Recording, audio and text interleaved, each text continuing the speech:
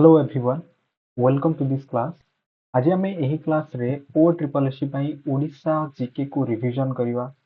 ओ triple S examination जमी livestock inspector, forester and forest guard examination सहित upcoming examination RI, ARI, ICDS supervisor, statistical field surveyor ପାଇଁ बहुत helpful हम।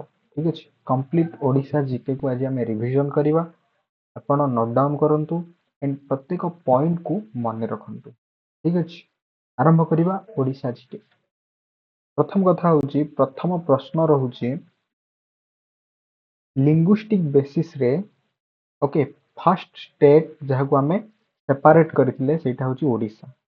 It means before independence, स्वाधीनता पूर्वर 1936 मसीहा April मास 1 तारिख रे ओडिशा प्रदेश गठन करा जायतिला। फर्स्ट स्टेट थिला लिंग्विस्टिक बेसिस रे before independence. Okay, after independence state आसीजिवो आंध्र प्रदेश।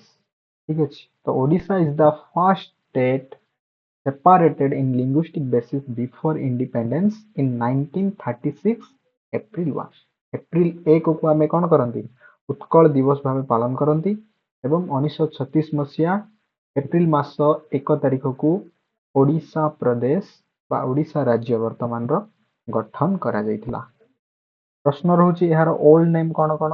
यार ओल्ड नेम हूँ Utkal, Kalinga, Odradesh, Kosal. What is the prehistoric name of Odisha आसीबो तो कलिंग, जदि ऑप्शन रे कलिंग रहिछि। ठीक अछि, मन रखियार अछि उत्कल, कलिंग, ओड्रोदेश एंड कोसल। मन रखନ୍ତୁ ए सब गुडा होछि ओडिसा रो माने पुरातन नाम गुडिक।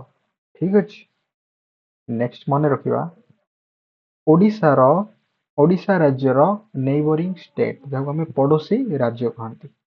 ओडिशा रो नॉर्थ पार्ट रे रहिछि झारखंड। ओडिशा रो उत्तर रे क्यों राज्य रहिछि? झारखंड रहिछि एवं साउथ रे दक्षिण रे रहिछि आंध्र प्रदेश। मन रखिबा उत्तर रे झारखंड, दक्षिण रे आंध्र प्रदेश। पूर्व रे बे ऑफ बेंगल रहिछि एवं उत्तर पूर्व रे नॉर्थ ईस्ट रे कोन रहिछि? वेस्ट बेंगल रहिछि, पश्चिम बंग रहिछि, वेस्ट रे रहिछि छत्तीसगढ़। एमिति मन रखନ୍ତୁ उत्तर, दक्षिण, पूर्व, पश्चिम। उत्तर रे किए रहिछि? झारखंड। दक्षिण रे किए रहिछि? Andhra Pradesh.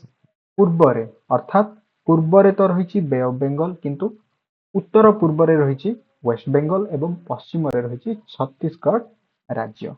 It means question जदि आसीबो ओडिशा केतोटी स्टेट सहित निजर बॉर्डर को शेयर करूछि, आंसर हो जिवो 4टी स्टेट सहित ओडिशा निजर बॉर्डर को शेयर करूछि। ठीक अछि, आमे समस्त जानिछन्ती ओडिशा रे 30 टी जिल्ला रहिछि। एही समस्त जिल्ला मानक मध्यरु सबुठारु लार्जेस्ट डिस्ट्रिक्ट केउटा एवं स्मॉलेस्ट डिस्ट्रिक्ट केउटा, दुईटा कैटेगरी को नै आमे कहि परिबा। गोटे होछि जनसंख्या दृष्टि पॉपुलेशन दृष्टि, अन्यटी होछि क्षेत्रफल दृष्टि एरिया दृष्टि। पॉपुलेशन को बेस करी जदि आमे कथा हबा, लार्जेस्ट डिस्ट्रिक्ट ही जिवो गंजाम एंड स्मॉलेस्ट डिस्ट्रिक्ट ही जिवो आपनकर देवगढ़। मन रखନ୍ତୁ जनसंख्या दृष्टि लार्जेस्ट डिस्ट्रिक्ट केउटा गंजाम एंड स्मॉलेस्ट डिस्ट्रिक्ट होछि देवगढ़। एवं क्षेत्रफल दृष्टि लार्जेस्ट डिस्ट्रिक्ट होछि मयूरभंज एवं स्मॉलेस्ट डिस्ट्रिक्ट होछि जगतसिंहपुर। मन रहिला जनसंख्या दृष्टि एवं क्षेत्रफल दृष्टि दुईटा जाक मन रखिबार अछि। Population wise largest district Ganjam, smallest Deogarh. Area wise largest district Mayurbhanj and smallest district हो आपनकर जगतसिंहपुर। ठीक अछि, जानि हला। एंड प्रश्न रहुछि ओडिशा रो उपकूलवर्ती जिला केतोटी रहिछि? कोस्टल डिस्ट्रिक्ट जहाँ को कहा जाए ओडिशा रे 7टी उपकूलवर्ती जिला रहिछि। कौन कौन? बालेश्वर, भद्रक, केन्द्रापड़ा, जगतसिंहपुर, पुरी, खोर्धा एवं गंजाम। ठीक अछि, 7टी डिस्ट्रिक्ट मन रखନ୍ତୁ बालेश्वर, भद्रक, केन्द्रापड़ा, जगतसिंहपुर, पुरी, खोर्धा, गंजाम। एई 7टी जिला हेउचंती ओडिशा रो उपकूलवर्ती जिला। ठीक अछि, एवं ओडिशा रे 3टी डिवीजन रहिछि, central division, northern division and southern division. Central division रो हेडक्वार्टर होछि कटक नॉर्दर्न डिवीजन रो हेडक्वार्टर होची संबलपुर एंड साउदर्न डिवीजन रो हेडक्वार्टर होची बरहमपुर। कटक संबलपुर बरहमपुर। कटक कहार हेडक्वार्टर सेंट्रल डिवीजन रो। नॉर्दर्न डिवीजन रो हेडक्वार्टर संबलपुर। साउदर्न डिवीजन रो हेडक्वार्टर हेजिवो कोन बरहमपुर। ओडिशा को 1803 मसीह रे ब्रिटिश माने कोन करथिले ऑक्युपाई करथिले। सेही समय रे 26 प्रिंसली स्टेट थिला इट मींस गड जातीय राज्य थिला। इंग्रजी माने प्रथमे नीलगिरी को शासन आरंभ करथिले मींस नीलगिरी को प्रथमे ऑक्युपाई करथिले देन सेठी माने शासन करथिले। प्रश्न रहउची लास्ट इंडिपेंडेंट रूलर किए थिले ओडिसा रो। ओडिसा रो लास्ट इंडिपेंडेंट रूलर होचंती मुकुंद देव 1568। ठीक अछि मुकुंद देव चालुक्य डायनेस्टी चालुक्य वंशर जने राजा थिले। लास्ट इंडिपेंडेंट रूलर किए अटंती मुकुंद देव अटंती। मने रहिला ओडिशा को ब्रिटिश माने केबे ऑक्युपाई करथिले 1803 मसीहा रे। नेक्स्ट 1903 मसीहा रे उत्कल सम्मेलनी गठन करा जायतिला। यार प्रथम अधिवेशन कटक ठारे होइतिला। एहाकू किए एस्टाब्लिश करथिले मधुसूदन दास। मधुसूदन दास एहाकू एस्टाब्लिश करथिले 1903 मसीहा रे। उत्कल सम्मेलनी को गठन करा जायतिला। यार फर्स्ट सेशन कटक ठारे होइतिला। यार लीड किए नउथिले माने एहाकू एस्टाब्लिश करथिले किए प्रतिष्ठा किए करथिले कहा द्वारा करा जायतिला उत्कल सम्मेलनी मधुसूदन दास मने रखिबा। ओडिशा रे 58 टी सब डिवीजन रहिछि। 317 टी तहसील रहिछि एवं 314 टी ब्लॉक रहिछि। मन रखंतु 58 रहिछि सब डिवीजन 317 टी रहिछि तहसील एवं 314 टी रहिछि ब्लॉक। 317 तहसील 314 ब्लॉक रहिछि एवं 5 टी कॉर्पोरेशन रहिछि एवं 48 टी म्युनिसिपालिटी कॉर्पोरेशन रहिछि। 5 टी कॉर्पोरेशन कोन कोन भुवनेश्वर बरहमपुर संबलपुर राउरकेला एवं कटक। भुवनेश्वर बरहमपुर संबलपुर राउरकेला एवं कटक हेउचंती 5 टी कॉर्पोरेशन। ठीक अछि क्वेश्चन जदि रहइबो how many block are in Odisha. Odisha रे केतेटी ब्लॉक रहिछि 314 ब्लॉक रहिछि। Next first prime minister in Odisha. ओडिशार प्रथम प्राइम मिनिस्टर होचंती Krishnachandra Gajapati. First prime minister in Odisha जदि प्रश्न आसीबो ओडिशार प्रथम प्राइम मिनिस्टर किए कृष्णचंद्र गजपति अटंती। First chief minister in Odisha ओडिशार प्रथम मुख्यमंत्री होचंती हरे कृष्ण महाताब। हरे कृष्ण महाताब होचंती ओडिशार प्रथम मुख्यमंत्री। First Odia chief justice in supreme court. Supreme court रो प्रथम ओडिया मुख्य विचारपति होचंती रंगनाथ मिश्र।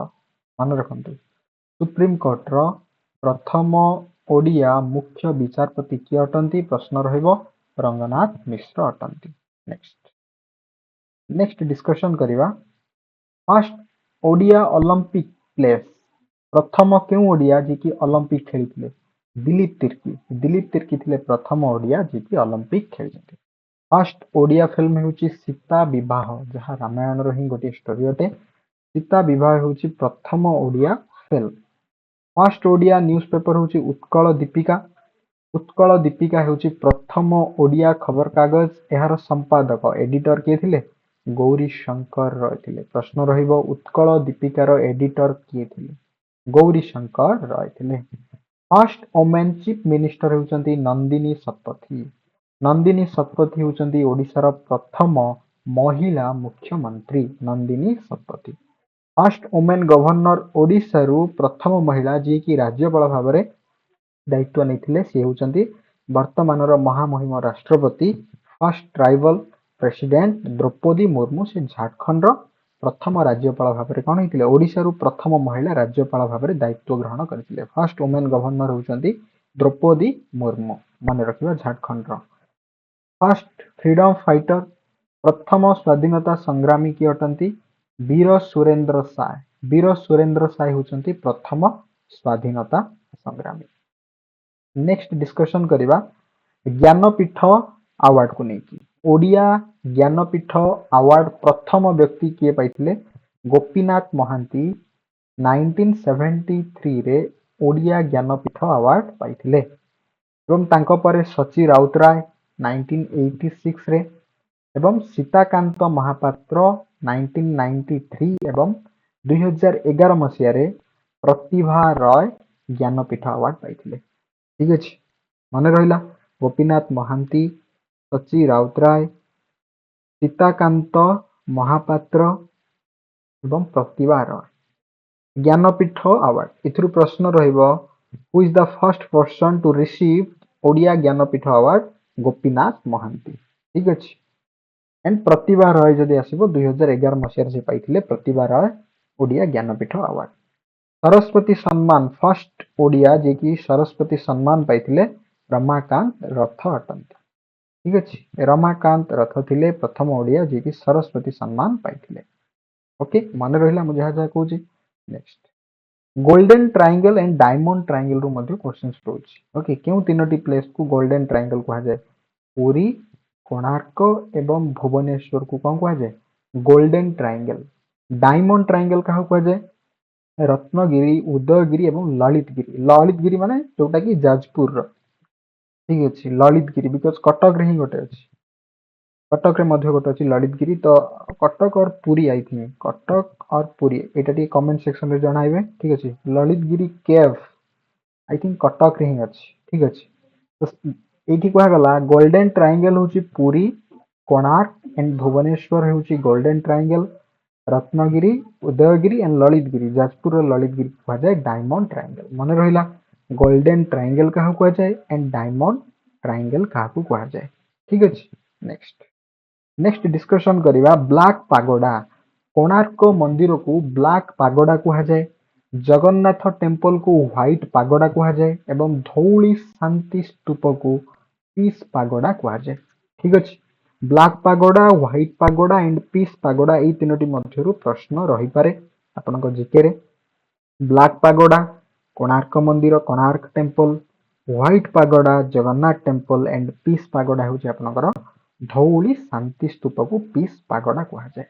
नेक्स्ट अर्क क्षेत्र चक्र क्षेत्र एवं पद्म क्षेत्र होची कोणार्क। ठीक अछि ब्लैक पागोडा होची कोणार्क एहा सहित अर्क क्षेत्र चक्र क्षेत्र एवं पद्म क्षेत्र होची कोन कोणार्क शंख क्षेत्र किंबा पुरुषोत्तम क्षेत्र और आमे श्री क्षेत्र कहंती पुरी पुरी होची शंख क्षेत्र पुरी पुरुषोत्तम क्षेत्र और श्री क्षेत्र पुरी बिरजा क्षेत्र होची जाजपुर तुलसी क्षेत्र होची केन्द्रापड़ा को कहा जाए कोन तुलसी क्षेत्र कोणार्क पुरी जाजपुर केन्द्रापड़ा मन रखंतु अर्क क्षेत्र शंख क्षेत्र बिरजा क्षेत्र एवं तुलसी क्षेत्र प्रश्न आसी पारे। नेक्स्ट प्रश्न रहउची वंदे उत्कल जननी किए लिखिथिले कांत कवि लक्ष्मीकांत महापात्र लिखिथिले कोन वंदे उत्कल जननी मन रखिबा। ओडिशा लेजिस्लेटिव असेंबली ओडिशा विधानसभा रो आसन संख्या केते प्रश्न रहउची एथिरे 147 टी कोन आसन रहिची सेथिबे 147 मेंबर्स इलेक्ट हुअंती। ठीक अछि ओडिशा रु लोकसभा रो आसन संख्या होची 21 21 टी रहिची एवं राज्यसभा रु रहिची 10 टी आसन माने रखिबा विधानसभा 147 लोकसभा 21 एंड राज्यसभा हेजिबो केतोटी 10 टी आसन रहिची। 1921 मसीह रे महात्मा गांधी प्रथम थर पई ओडिशा को विजिट करथिले। ठीक अछि 1921 रे महात्मा गांधी प्रथम थर पई ओडिशा को विजिट करथिले मन रखिबा एवं 1949 रे सेही समय रो कैपिटल ठीक अछि सेही समय रो कैपिटल थिला कटक तो से कटक को बा राजधानी को स्थानांतरण करा जायतिला 1949 रे कटक रु भुवनेश्वर को। ठीक अछि काहांक नेतृत्व रे से समय रे हरिकृष्ण महाताब कटक रु भुवनेश्वर को कौन करथिले राजधानी ओडिशा रो कैपिटल को शिफ्ट कराइथिले मन रहिला 1949 रे। संबलपुर रे रहिची हीराकुद डैम जहां महानदी ऊपर निर्माण करा जायछि हीराकुद डैम गोटे लार्जेस्ट डैम गोटे लॉन्गेस्ट डैम। ठीक अछि एटा को केउ नदी ऊपर निर्माण करा जायछि तो कोन हबार आंसर महानदी कोरापुट रे माचकुंड डैम रहिछि एवं नालको रहिछि ओडिशा रे नालको रहिछि गोटे एल्युमिनियम प्लांट। ठीक अछि नालको मन रहिला ହୀରାକୁଦ ଡ୍ୟାମ ମହାନଦୀ ଉପରେ ନିର୍ମାଣ କରାଯାଇଛି। Sambalpur district, Koraput district, Machkund dam. Machkund dam ମନେ ରଖିବା। ନେକ୍ସଟ ମନେ ରଖନ୍ତୁ,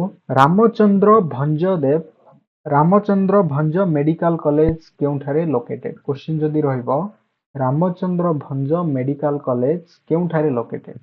ରାମଚନ୍ଦ୍ର ଭଞ୍ଜ ମେଡିକାଲ କଲେଜ କଟକ ଠାରେ ଅବସ୍ଥିତ ଅଟେ। ଠିକ ଅଛି। ଉତ୍କଳ ୟୁନିଭର୍ସିଟି ହଉଛି ବାଣୀବିହାର। ବାଣୀବିହାରକୁ କଣ କୁହାଯାଏ? ଉତ୍କଳ ୟୁନିଭର୍ସିଟି ବାଣୀବିହାର କୁହାଯାଏ, ମିନ୍ସ ଭୁବନେଶ୍ୱରରେ ରହିଛି। ବ୍ରହ୍ମପୁର ୟୁନିଭର୍ସିଟି ଭଞ୍ଜ ବିହାର ଏବଂ ସମ୍ବଲପୁର ୟୁନିଭର୍ସିଟିକୁ ଜ୍ୟୋତି ବିହାର କୁହାଯାଏ। ବ୍ରହ୍ମପୁର ୟୁନିଭର୍ସିଟି ବ୍ରହ୍ମପୁରରେ ରହିଛି, ସମ୍ବଲପୁର ୟୁନିଭର୍ସିଟି ସମ୍ବଲପୁରରେ ରହିଛି। ଏବଂ ଏଇଠି ଆଉ ଗୋଟେ ପଏଣ୍ଟ ମନେ ରଖନ୍ତୁ, ଏଇଠି ମିସିଂ ଅଛି ଆଇ ଥିଙ୍କ। ଓଡ଼ିଶାରେ ଗୋଟିଏ ହିଁ ସେଣ୍ଟ୍ରାଲ ୟୁନିଭର୍ସିଟି ରହିଛି, ସେଇଟା ହଉଛି କୋରାପୁଟରେ ରହିଛି। କେନ୍ଦ୍ରୀୟ ବିଶ୍ୱବିଦ୍ୟାଳୟ କୋରାପୁଟରେ ରହିଛି, ଗୋଟିଏ ହିଁ ସେଣ୍ଟ୍ରାଲ ୟୁନିଭର୍ସିଟି ରହିଛି। Utkal university Vani Vihar, Brahmapur university Bhanja Bihar, Sambalpur university Jyoti Vihar. Next, ଭୂମିପୁତ୍ର ବିଜୁ ପଟ୍ଟନାୟକ। ଭୂମିପୁତ୍ର କିଏ ଅଟନ୍ତି? ବିଜୁ ପଟ୍ଟନାୟକ ହେଉଛନ୍ତି ଭୂମିପୁତ୍ର। ସତ୍ୟବାଦୀ ବନ ବିଦ୍ୟାଳୟ ପୁରୀର ସାକ୍ଷୀଗୋପାଳ ଠାରେ ସ୍ଥାପନ କରାଯାଇଛି ଗୋପବନ୍ଧୁଙ୍କ ଦ୍ୱାରା। କଳାପାହାଡ଼ 1568 ମସିହାରେ କଣ କରିଥିଲା? ଲୁଣ୍ଠନ କରିଥିଲା, ଓଡ଼ିଶାକୁ ଆସିଥିଲା। ତ ଇନଭେଣ୍ଟ କେବେ କରିଥିଲା? ଇନଭେଣ୍ଟ 1568 ମସିହାରେ ପ୍ରଶ୍ନ ଆସିପାରେ। ପାଇକ ବିଦ୍ରୋହ କେବେ ହୋଇଥିଲା?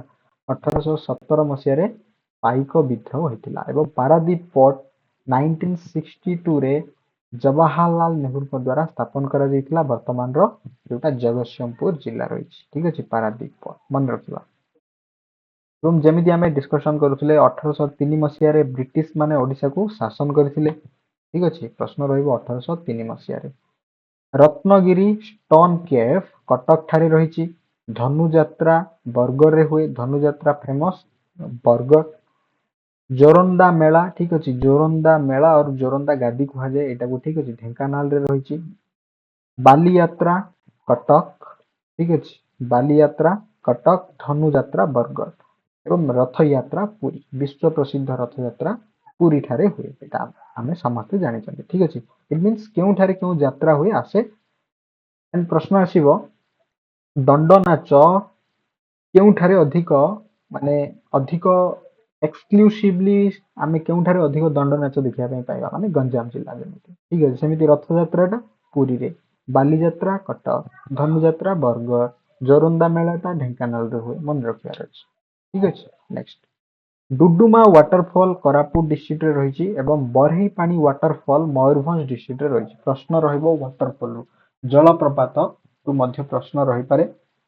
ଡୁଡୁମା ୱାଟରଫଲ ରହିଛି କେଉଁଠାରେ? କୋରାପୁଟରେ। ବରେହିପାଣି ୱାଟରଫଲ ରହିଛି ମୟୂରଭଞ୍ଜରେ। ଠିକ ଅଛି। ଏବଂ ଉଷ୍ଣ ପ୍ରସାରଣ କେନ୍ଦ୍ରରୁ ମଧ୍ୟ ପ୍ରଶ୍ନ ରହୁଛି, ଯାହାକି ଆପଣଙ୍କର ହଟ୍ ସ୍ପ୍ରିଙ୍ଗ କୁହାଯାଏ। ଅଟ୍ରି ହଟ୍ ସ୍ପ୍ରିଙ୍ଗ ଖୋର୍ଦ୍ଧା ଡିଷ୍ଟ୍ରିକ୍ଟରେ। ଦୁଇଟି ହଟ୍ ସ୍ପ୍ରିଙ୍ଗରୁ ହିଁ କ୍ୱେଶ୍ଚନ୍ସ ରହୁଛି ଯଦି ଆମେ ପ୍ରିଭିୟସ୍ ଇୟରର କ୍ୱେଶ୍ଚନ୍ସ ଦେଖିବା। ଏବଂ ତପ୍ତପାଣି ରହୁଛି ଗଞ୍ଜାମ। ତପ୍ତପାଣି ଗଞ୍ଜାମ, ଅଟ୍ରି ଖୋର୍ଦ୍ଧା, ମନେ ରଖନ୍ତୁ ଦୁଇଟା ଉଷ୍ଣ ପ୍ରସାରଣ କେନ୍ଦ୍ର। ଡୁଡୁମା ୱାଟରଫଲ କେଉଁ ଡିଷ୍ଟ୍ରିକ୍ଟରେ ରହିଛି? ଜଳପ୍ରପାତ କୋରାପୁଟ।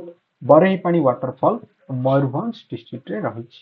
ଠିକ ଅଛି। Next, silk city of Odisha ମାନେ ଗଞ୍ଜାମ। ବ୍ରହ୍ମପୁରକୁ ରେଶମ ନଗରୀ କୁହାଯାଏ। ଡୁଡୁମା ୱାଟରଫଲକୁ କୁହାଯାଏ ମତ୍ସ୍ୟ ତୀର୍ଥ। ଡୁଡୁମା ୱାଟରଫଲକୁ କଣ କୁହାଯାଏ? ମତ୍ସ୍ୟ ତୀର୍ଥ କୁହାଯାଏ। ସ୍ପୋର୍ଟସ କ୍ୟାପିଟାଲ ଅଫ ଇଣ୍ଡିଆ ହେଉଛି ଭୁବନେଶ୍ୱର। ଆମେ ସମସ୍ତେ ଜାଣିଛନ୍ତି ସ୍ପୋର୍ଟସ କ୍ୟାପିଟାଲ ଅଫ ଇଣ୍ଡିଆ କଣ? ଭୁବନେଶ୍ୱର। ନେକ୍ସଟ, ଓଡ଼ିଶାର ଯଦି ଆମେ ହିଷ୍ଟ୍ରି ବିଷୟରେ ଟିକେ କଥା ହେବା, ଇତିହାସ ବିଷୟରେ ଯଦି କଥା ହେବା, ଜୟ ରାଜଗୁରୁଙ୍କୁ, ଠିକ ଅଛି, 1805 ମସିହାରେ ମେଦିନପୁର ଠାରେ କଣ କରାଯାଇଥିଲା? ଫାଶୀ ଦିଆଯାଇଥିଲା। ଠିକ ଅଛି। ଏବଂ ଖୋର୍ଦ୍ଧାର ଲୋକମାନେ, ଖୋର୍ଦ୍ଧା ପିପୁଲ ମାନେ ବ୍ରିଟିଶ ବିରୋଧରେ 1804 ମସିହାରେ ପ୍ରଥମ ଆନ୍ଦୋଳନ ଆରମ୍ଭ କରିଥିଲେ। 1817 ମସିହାରେ ପାଇକ ବିଦ୍ରୋହ ହୋଇଥିଲା। ଠିକ ଅଛି, ଏହି ପାଇକ ବିଦ୍ରୋହର ନେତୃତ୍ୱ କିଏ ନେଉଥିଲେ? ବକ୍ସି ଜଗବନ୍ଧୁ ଏହାର ନେତୃତ୍ୱ ନେଉଥିଲେ। ଠିକ ଅଛି, ମନେ ରହିଲା। 1817 ମସିହାରେ ପାଇକ ବିଦ୍ରୋହ ହୋଇଥିଲା, ମନେ ରଖିବା। ବୀର ସୁରେନ୍ଦ୍ର ସାଏ ସମ୍ବଲପୁର ଜିଲ୍ଲାରୁ ବିଲଙ୍ଗ କରନ୍ତି। ବୀର ସୁରେନ୍ଦ୍ର ସାଏ କେଉଁ ଜିଲ୍ଲାରୁ ବିଲଙ୍ଗ କରନ୍ତି? ସମ୍ବଲପୁର ଜିଲ୍ଲାରୁ ବିଲଙ୍ଗ କରନ୍ତି, ମନେ ରଖନ୍ତୁ ପ୍ରଶ୍ନ ରହୁଛି। 1866 ମସିହାରେ ନଅଙ୍କ ଦୁର୍ଭିକ୍ଷ ହୋଇଥିଲା। ନଅଙ୍କ ଦୁର୍ଭିକ୍ଷ କେଉଁ ମସିହାରେ ହୋଇଥିଲା? ପ୍ରଶ୍ନ ରହିବ। ଦେନ୍ 1866 ମସିହାରେ ନଅଙ୍କ ଦୁର୍ଭିକ୍ଷ ହୋଇଥିଲା। ଓଡ଼ିଶାରେ ମହିମା ଧର୍ମକୁ କିଏ ପ୍ରଚାର ପ୍ରସାର କରିଥିଲେ? ମହିମା ଗୋସ୍ୱାମୀ। ଠିକ ଅଛି। ଘୁମସୁର ବର୍ତ୍ତମାନର ଭଞ୍ଜନଗରକୁ ସେଇ ସମୟରେ ଘୁମସୁର କୁହାଯାଉଥିଲା। ଘୁମସୁର। ଲକ୍ଷ୍ମଣ ନାୟକ ଯିଏକି ଜଣେ ଟ୍ରାଇବାଲ ଲିଡର ଥିଲେ, ବ୍ରହ୍ମପୁର ଜେଲରେ ତାଙ୍କୁ କଣ କରାଯାଇଥିଲା? ଫାଶୀ ଦିଆଯାଇଥିଲା। ଲକ୍ଷ୍ମଣ ନାୟକଙ୍କୁ ବ୍ରହ୍ମପୁର ଜେଲରେ ଫାଶୀ ଦିଆଯାଇଥିଲା। ଜଣେ ଟ୍ରାଇବାଲ ଲିଡର ଥିଲେ। ବାଜି ରାଉତ ଢେଙ୍କାନାଳ ଡିଷ୍ଟ୍ରିକ୍ଟରୁ ବିଲଙ୍ଗ କରନ୍ତି। ଠିକ ଅଛି, ବାଜି ରାଉତ ମଧ୍ୟ କଣ ଢେଙ୍କାନାଳ ଜିଲ୍ଲାରୁ ସେ ବିଲଙ୍ଗ କରନ୍ତି। ଏବଂ ବାଲେଶ୍ୱରର ଇଞ୍ଚୁଡି ଠାରେ ପ୍ରଥମ ଲବଣ ସତ୍ୟାଗ୍ରହ ହୋଇଥିଲା। ଏହାର ନେତୃତ୍ୱ ନେଇଥିଲେ ଆଚାର୍ଯ୍ୟ ହରିହର ଦାସ। ମନେ ରଖିବା, ବାଲେଶ୍ୱରର ଇଞ୍ଚୁଡି ଠାରେ ପ୍ରଥମ ଲବଣ ସତ୍ୟାଗ୍ରହ ହୋଇଥିଲା। ଏହାର ନେତୃତ୍ୱ କିଏ ନେଇଥିଲେ? ଆଚାର୍ଯ୍ୟ ହରିହର ଦାସ। ଦେନ୍ ଏହା ପରେ ପରେ ମେଡିଭାଲ ପିରିୟଡ ଆସିଗଲା। ସେ ସମୟରେ ଗଜପତି ଡାଇନେଷ୍ଟି ଓଡ଼ିଶାରେ ଶାସନ କରୁଥିଲେ। କପିଳେନ୍ଦ୍ର ଦେବ ଥିଲେ ସେ ସମୟର ରାଜା।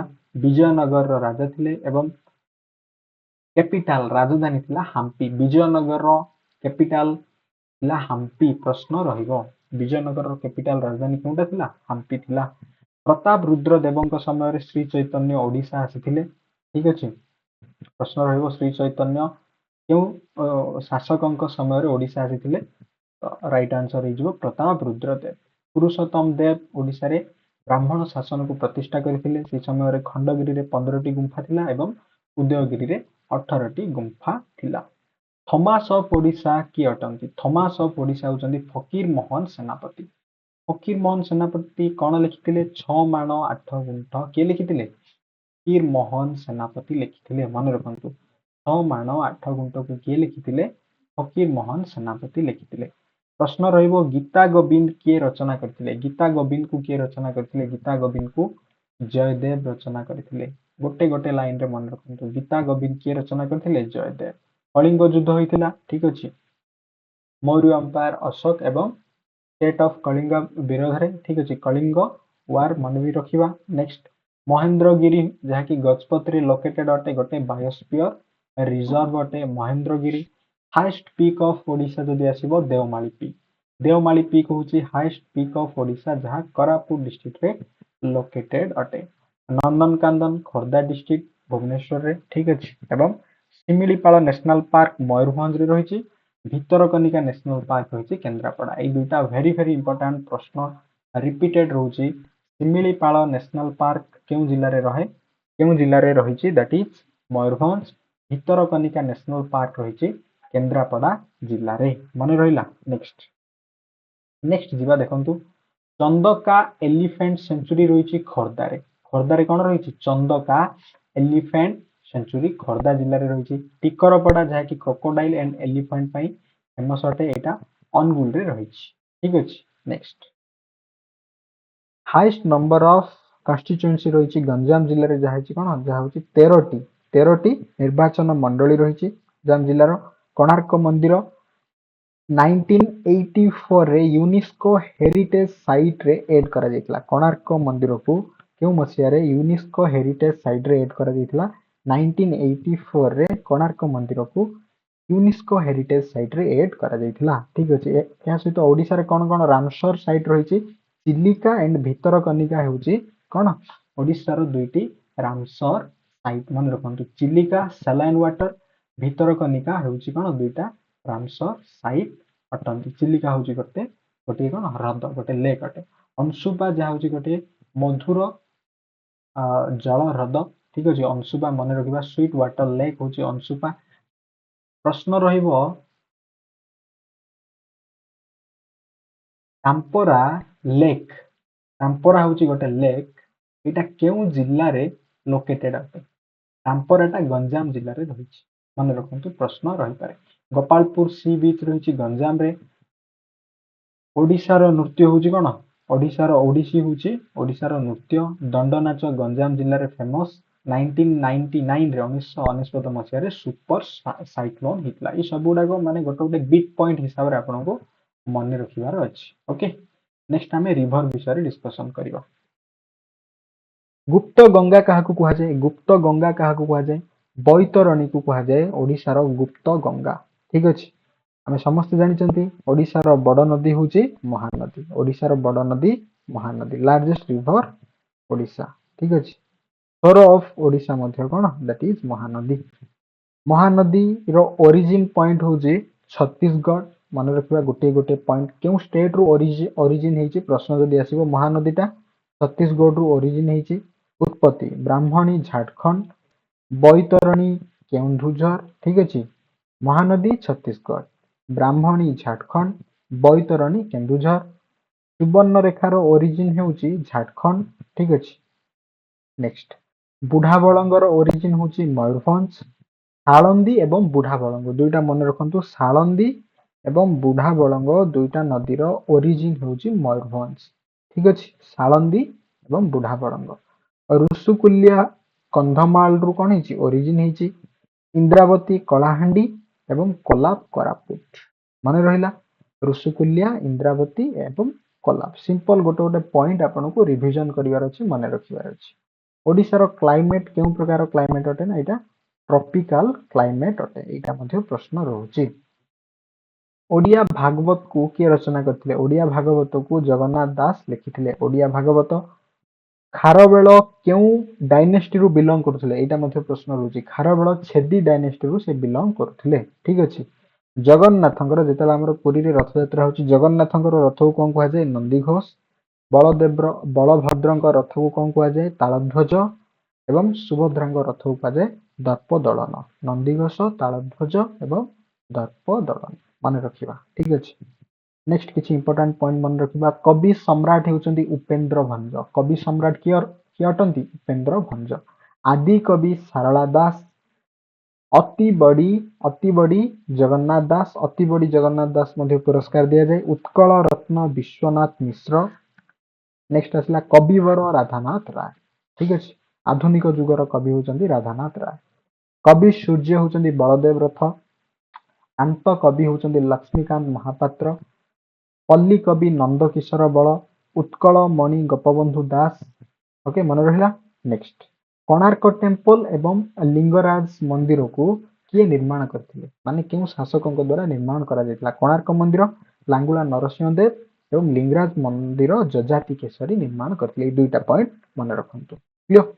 नेक्स्ट आमे जदि हमरो ओडिसा रो मिनरल्स एगुड़ा विषय जदि कथा हबा देन बक्साइट एंड कोयला रु भी प्रश्न आसी पारे। बक्साइट ओडिसा रो कलाहांडी, संबलपुर एंड कोरापुट रायगड़ा डिस्ट्रिक्ट रे बक्साइट देखिबा पई मिले। एहा सहित कोयला अनुगुल, संबलपुर एंड सुंदरगढ़ रे देखिबा पई मिले, ओके। तो एहा होउची हमर कंप्लीट ओडिसा जीके आपनकर गोटे माने हमें कहि परिया revision GK point of view रु। आपण जदि एथिरे किछि भी पॉइंट मिस करचंती देन आपण कमेंट सेक्शन रे जणाई परिबे, ठीक अछि। प्रीवियस ईयर रो क्वेश्चंस को जदि हमें देखिबा एई सब टॉपिक रु क्वेश्चंस रहूची। आपण एही नोट टी एग्जाम्स ओडिया रो टेलीग्राम चैनल रु डाउनलोड करि परिबे। अदरवाइज आपण जदि निजर ओन नोट को प्रिपेयर करचंती दैट इज बेटर रहिबो।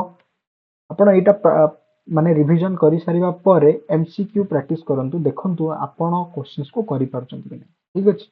I hope A class T आपण पे बहुत यूजफुल रहिबो। Thanks for watching this class.